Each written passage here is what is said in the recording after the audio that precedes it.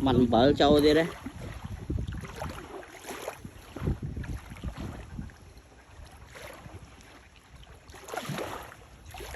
Ủa tẹ vào đây.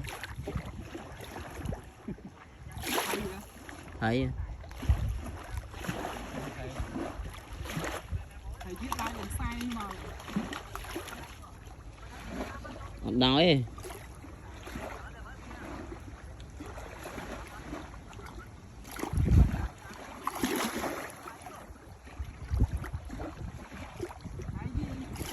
Tăng rồi.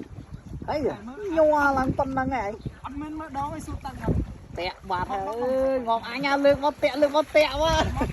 Thế như này tôi cho mỗi nịch. Cậu cái lối à. Chọc thế chốt.